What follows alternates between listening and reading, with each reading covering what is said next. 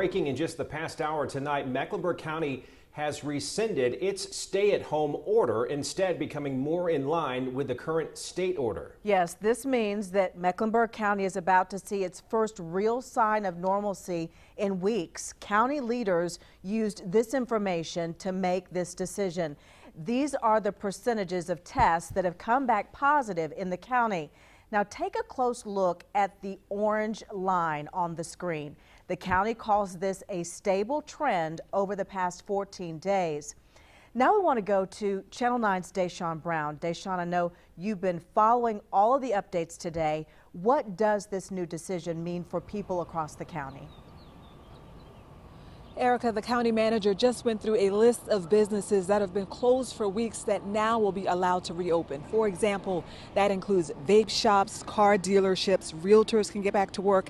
And this also applies to furniture and craft stores, even sports courts.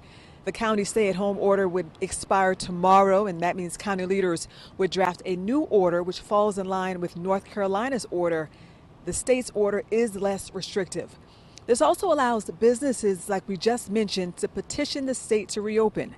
The county health director, she also weighed in and said that the current rate of infection is not going down, but they felt conditions were stable and stable enough to loosen some of those restrictions. Now, the county manager said during that meeting that the county, the city of Charlotte, and 6 towns were all on board with this. But I can tell you, not all commissioners were on board. Some were disappointed in the process and loosening these restrictions. One even said, Commissioner Fuller, he felt like commissioners were going back on their word. Well, Deshaun, the town of Matthews pushing for this, really concerned that businesses could not survive much longer being shut down. The mayor told me that they were really trying to give some of those shops a lifeline so that they could continue to, or that they could reopen and to do that safely. Coming up next at 6, I will walk you through one of those businesses that he referenced as an example and the long list of precautions they have been taking to stay open safely. Back to you. Deshaun, thank you. Hundreds of protesters marched in Raleigh today, all demanding that the state allow all businesses to reopen. About 300 people gathered for the third such protest to happen in the past few weeks. The protesters want North Carolina to reopen for business, but state health officials say that doing this too quickly could cost lives. Counter-protesters dressed in scrubs and wearing those medical masks there. State Capitol Police told us that 4 people were arrested. A leader with Reopen NC who recently finished a 14-day quarantine after testing positive said that she would be there for today's rally. She said she tested positive but has since gotten better. A group called Reopen MECK is planning a protest here in Charlotte on Friday afternoon. Organizers asking people to remain in their cars and observe social distancing and to wear masks and gloves. They plan to be in the heart of uptown Charlotte. Police say they are aware of this and they will monitor that protest. Well, now sounds like the Coca-Cola 600 will happen at Charlotte Motor Speedway in the next few weeks, or at least some version of the race that we're used to watching. The biggest piece, of course, there will be no fans in the stands. 5 Charlotte area state senators had called on Governor Cooper earlier this month to allow that race to happen. Today, Cooper said it appears it likely will. We believe that unless health conditions go down, that we can have the Coca-Cola 600 on Memorial Day weekend. NASCAR has not released its safety plan at this point. The Washington Post is reporting, though, that NASCAR could drop the qualifying, limit team rosters, and possibly eliminate pit stops.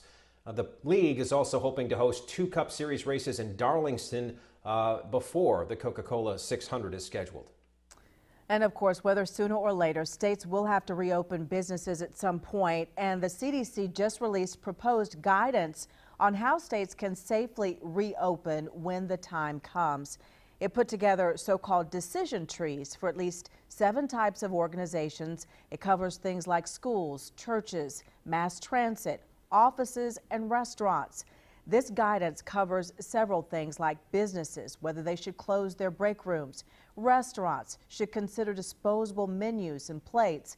And schools should have students eat lunch in their classrooms and have their desks spaced 6 feet apart.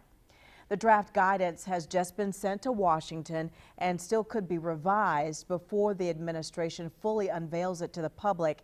It would just be advice, guidance, as state and local officials will eventually be setting the rules. There are now 400 new cases of COVID-19 in North Carolina in the past 24 hours. And now there are 9,500 confirmed cases total out of 112,000 tests that have been done statewide. In the last 5 minutes, we did get updated numbers from South Carolina. More than 52,000 people have been tested, and of that number, 5,700 have tested positive. 192 people have died, 15 more from the last number we had yesterday. Big focus tonight remains, of course, on our nursing homes and the vulnerable people who are living inside them. North Carolina is now reporting all nursing home outbreaks, and we noticed 5 of those outbreaks have the same owner. The state has nearly 70 outbreaks at nursing homes and long-term care facilities. 5 of them are Autumn Care facilities, and 4 of those are local. There are 64 cases in these facilities, and 11 people have lost their lives. Channel 9's Mark Becker is at the Autumn Care location in Cornelius, where we've been asking what that facility is doing to try to protect those who live there. At last count, the state says almost 150 residents of nursing homes and rest homes have passed away from coronavirus. Here in Mecklenburg County, by far the single biggest number has come here at Autumn Care in Cornelius, where 10 residents have died. And now some here worry more may follow. I really never thought that it would hit home. And it hit home about 4 o'clock this morning. When Vince Huntley says it hit home, he means home. He learned this morning there have been 53 cases of coronavirus here at Autumn Care, where his mother works part-time. When I found this out, that a family member worked there, I sort of kind of did take it personal. This is one of more than 70 long-term care facilities the state now says has had some COVID outbreaks. 5 of them are Autumn Care facilities. This one with 53 positive cases. One in Drexel has 5, while homes in Saluda, Statesville, and Marshville have 2 each. We tried to reach someone with Autumn Care's parent company today, Saber Health, and haven't heard back. But a message on their website outlines safety measures the company is taking to manage the outbreaks, including canceling events and strictly limiting visitation. This hit everybody like a tidal wave, man. I didn't know it was coming. Vince Huntley is worried about his mother and all the others now still working alongside her where this virus has run wild. It's not only people like my mom, but it's doctors, nurses, people on the front line that we should give a hand to. You know, we really should. And it's certainly not just here. That same feeling is probably shared around the 70 or so nursing and rest homes in the state where there have been outbreaks and where life and death hang in a delicate balance every day. Back to you. Mark, thank you. North Carolina now has at least 71 outbreaks in nursing homes and other group care facilities. In those facilities, at least 1,700 people have gotten sick, and sadly, at least 180 people have died. North Carolina lawmakers are back in session amid the pandemic, and their main focus right now is helping the state recover. They plan to meet for only a few days, but they're hoping to pass a $1 billion plan to help disperse federal relief funds. House lawmakers say they want to make sure you don't get punished if you can't renew your driver's license or your car registration because of the pandemic. A bill being considered would offer up to 6-month extensions on the expiration dates. So that means this would impact the expirations that happen between March the 10th and August the 1st of this year.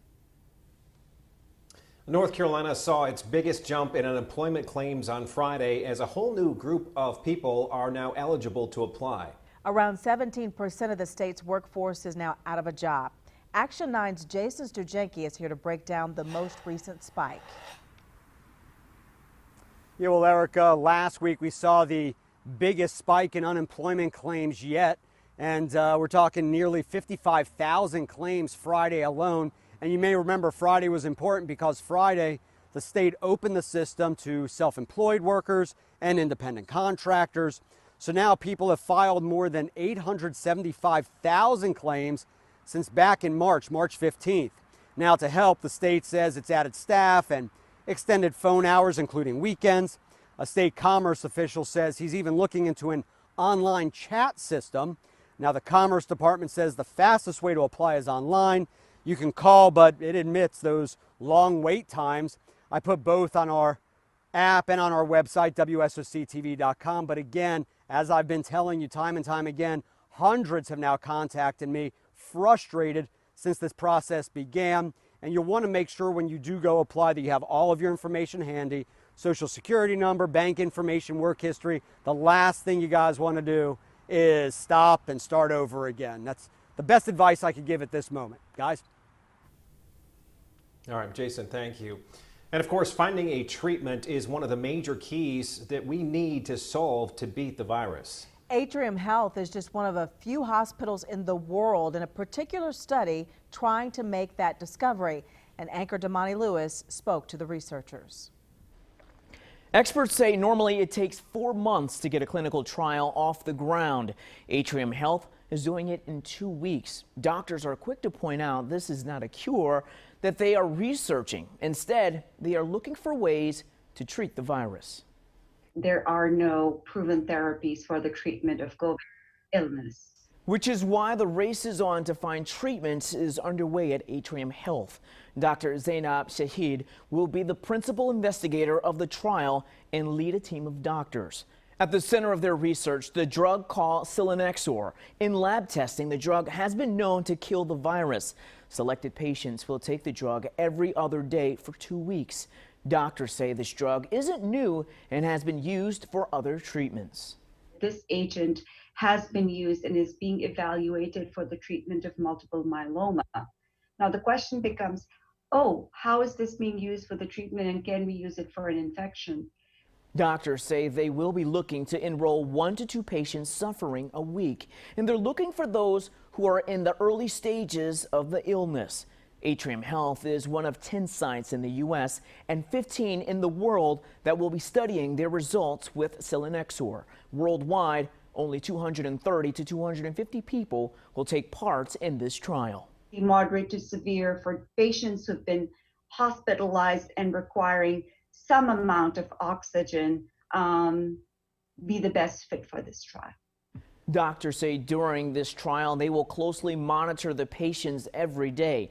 Now, if this drug is effective, doctors will present their findings to the FDA for approval, and this could take several months. Back to you.